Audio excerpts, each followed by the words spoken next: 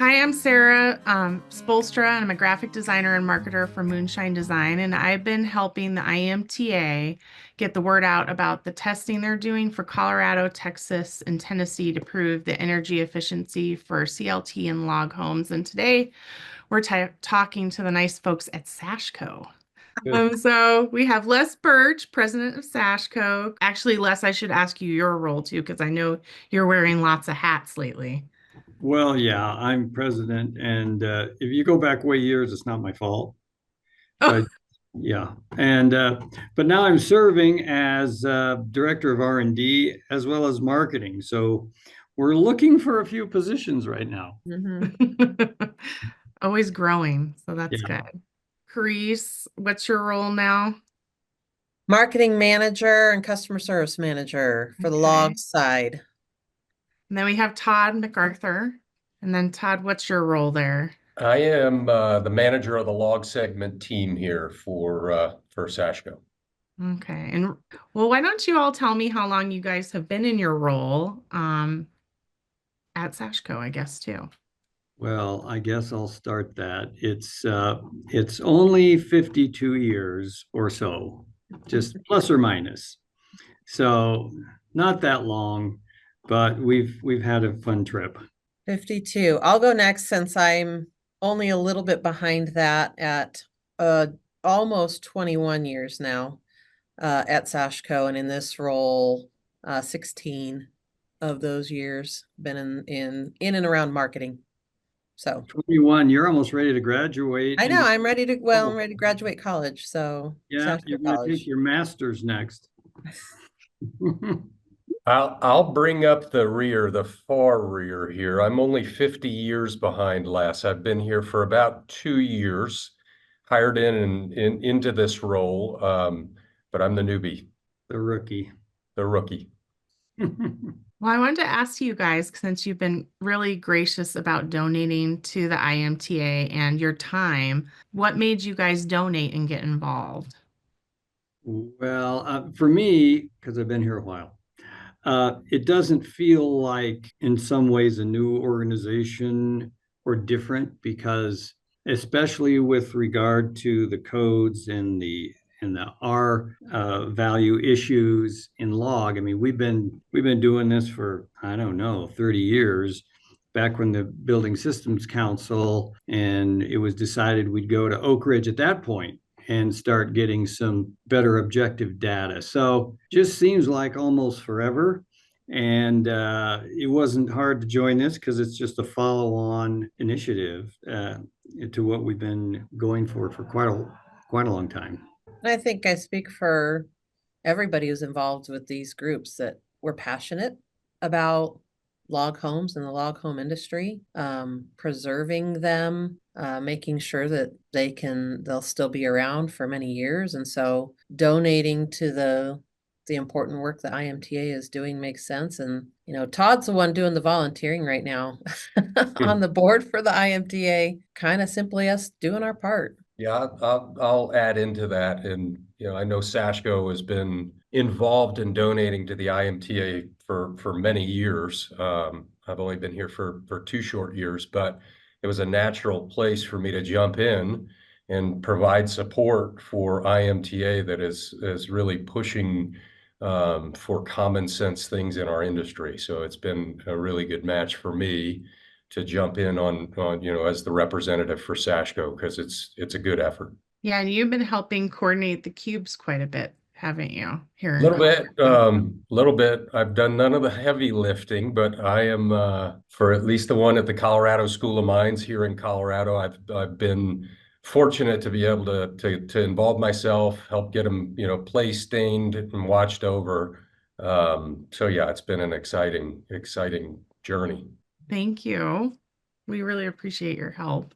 So we kind of covered how long you've been involved with the IMTA, but how are the building codes and regulations affecting your business and product development?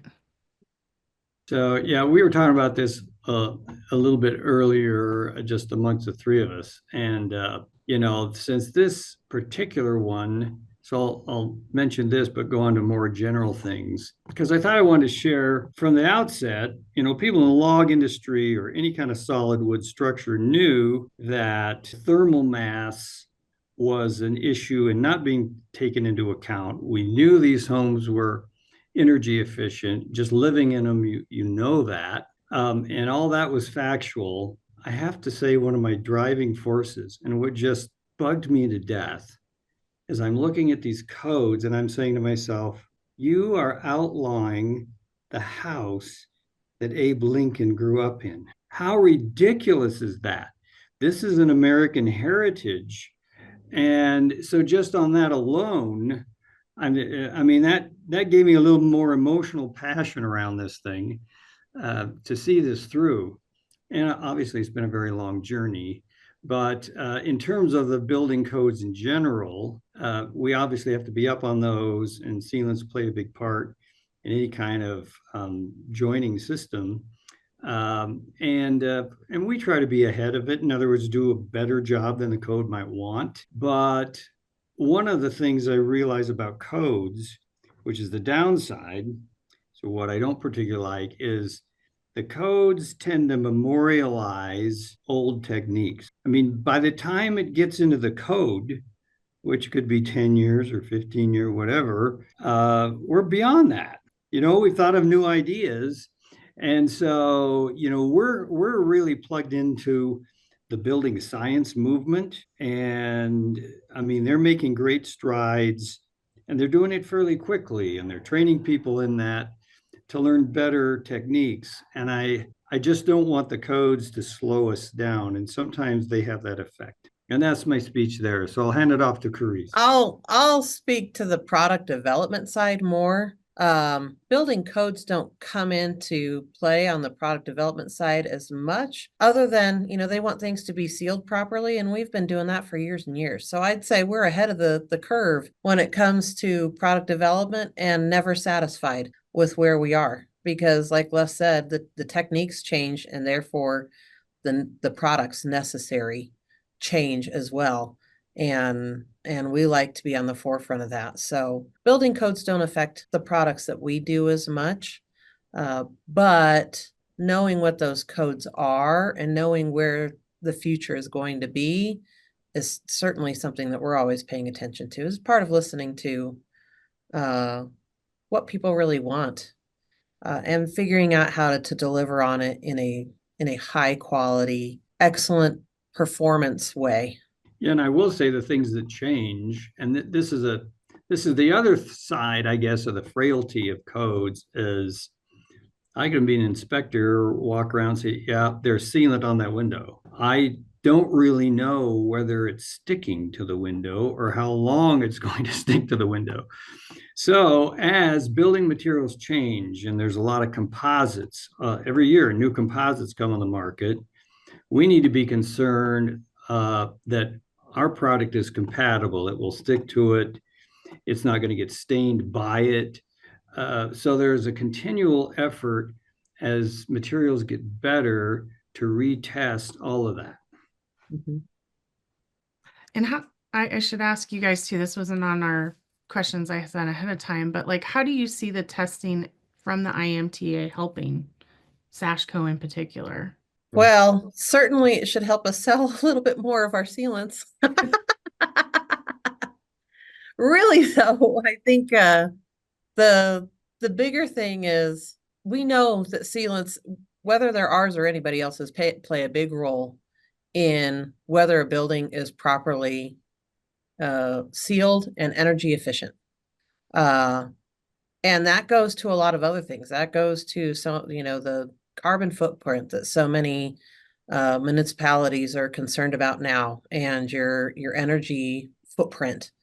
And so we can, with the testing the IMTA is doing, we'll be able to prove that, these types of buildings, and then the sealants that we use on them, are going to meet what they want. They're going to be able to perform to what they really want. But I would echo what Les said earlier. Codes need to be less concerned about technique and more concerned about results. And that's really what I think the IMTA is probably doing beyond what a lot of other testing does, which is just qualify a product for use and or a technique for use in building. And the IMTA is really trying to prove the performance of what is, the results of what they're doing, which is important because it'll actually end up, I think, saving people a lot of heartache and headache, making unnecessary changes.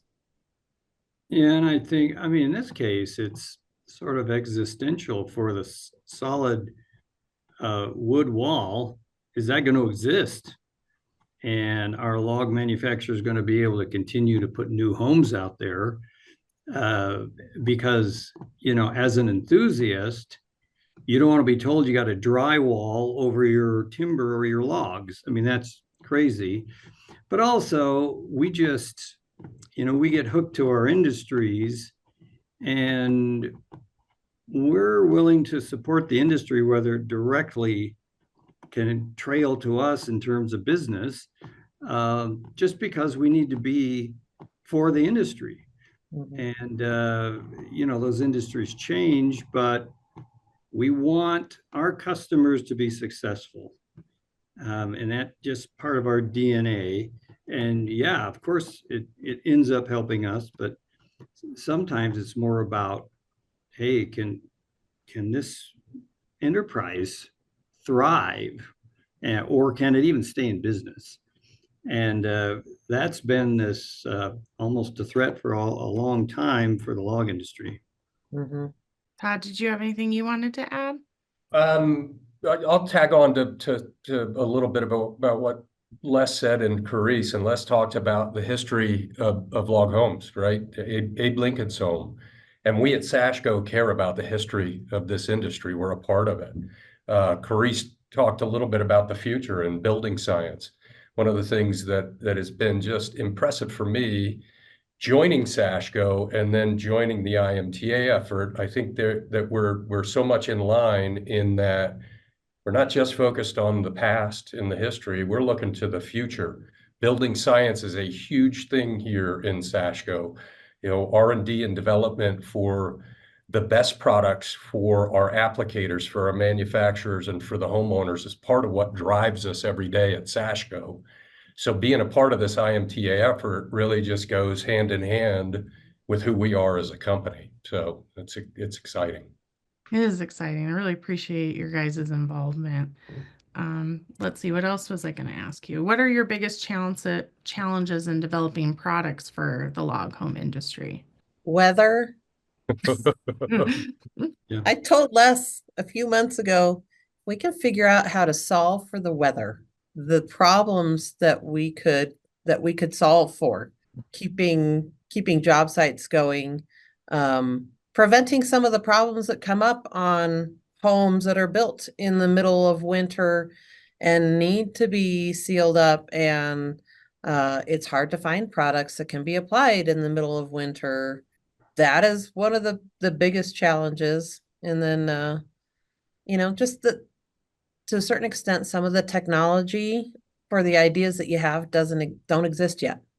That's kind of the fun too, though, because we do get to invent the future. It's just because it doesn't exist doesn't mean that we can't make it exist. That's how we flourish as a company.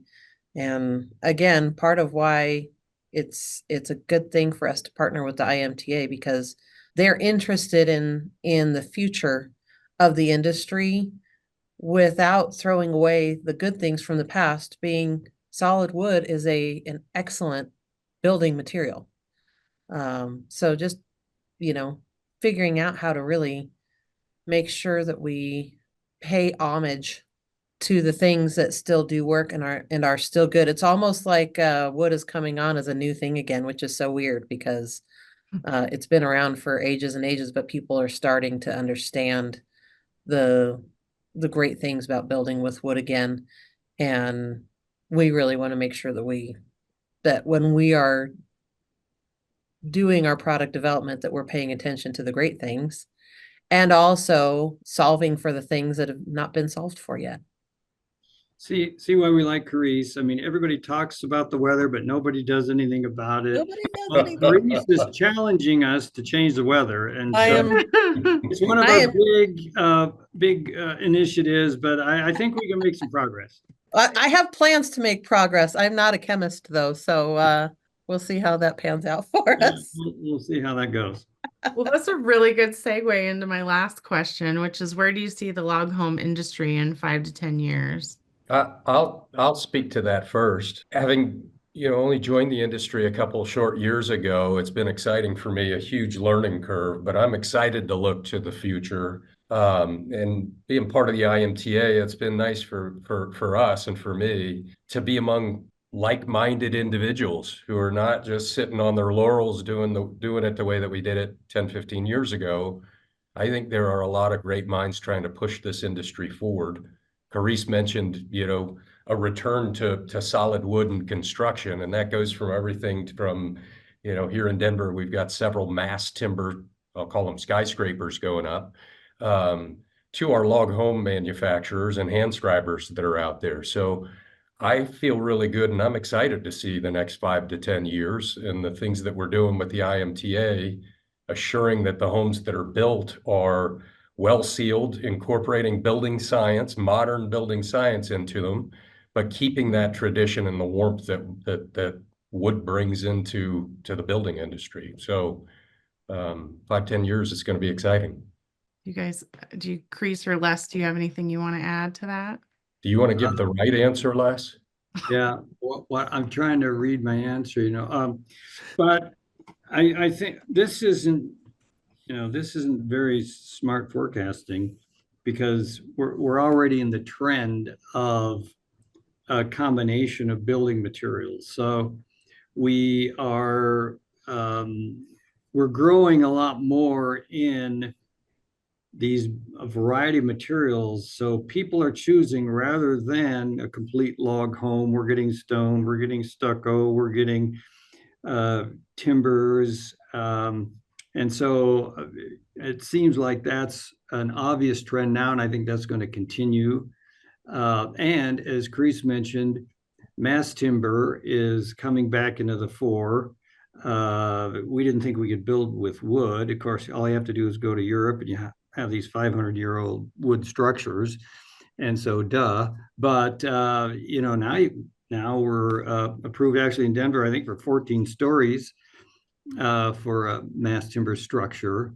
And so that's not hard to figure out. And we need to get more and more into how those joining systems work there. But the other thing that we're just near-term concerned about, so it's not 5 to 10, but it's now, is the lack of staff in the trade. And there's various statistics out there, but somewhere for every one person entering this trade, 3 to 4 are leaving every year. And so that's really that's kind of shocking. And of course, if we took a snap picture today we don't have enough people. So we're continuing to lose people at a pretty high rate. And we're now beginning an initiative called Staff the Industry. And we're going to be looking for volunteers from the industry to try to change that. And one of the strategies is that we have this window, whether it's a 1, 2, maybe 2 to 3 year window, where it looks like we're going to see a lot of government employees that are being terminated from their jobs. They need jobs. And a certain percentage of those are going to be people who are good at and like to work with their hands. And the construction industry in total needs to get more than the fair share of those people. And we're going to be doing them a favor if we advertise and, we make these opportunities available. We find ways to draft them into the industry. So, we'd love to get that down to 1-to-1. But I think we provide an opportunity for people who are going to be displaced. And there's plenty of jobs out there. They don't have to go without a job. Yeah, I Yes. remember seeing on social that you guys were really involved in the trade, like trades training. Like, Yes. do you guys want to talk more about that and how you've done that? Yeah, we just came from the International Builder Show in Las Vegas. We hosted a dinner that included trade teachers in schools, contractors. Some of them were big influencers in terms of contractor training themselves, and also other building material vendors.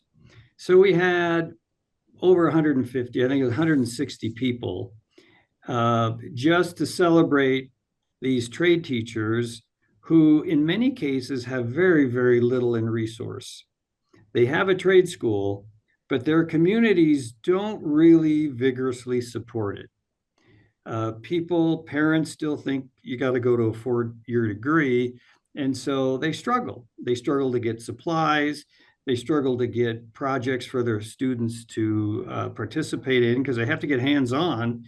And if you want to use common language, a lot of the teachers, the directors of these programs are out trash picking to get building materials to be able to build something. If they build sheds or do something that their students can get a hand on. So that combined with the idea that we need to draft more people. So first of all, we got to fill the top of the funnel, and secondly, we got to have places for them to get trained. So as I said, we're going to start this initiative, Staff the Industry, and it's a big deal. It's a big job because it has to go nationwide, and we've really got to get help from some very influential places to start changing the narrative that, hey, you can make good money in the trades, and those jobs are out there today. Everybody knows Mike Rowe's name and the work that he's been putting in to support the trades and bring visibility to them and publicity to them, and the money that can be made there and the training and the support that is available there. But it's been very slow going. And I think more and more of us really have to get on board with that. We've had our zero failures training for years and years. And we are just this year, we will have our first trade school student attending the wood science class. I'm very excited about that. But that's after 3 years of inviting students in. And it's just I think as a nation, as a society, we are finally coming to grips with the fact that we need more people in the trades.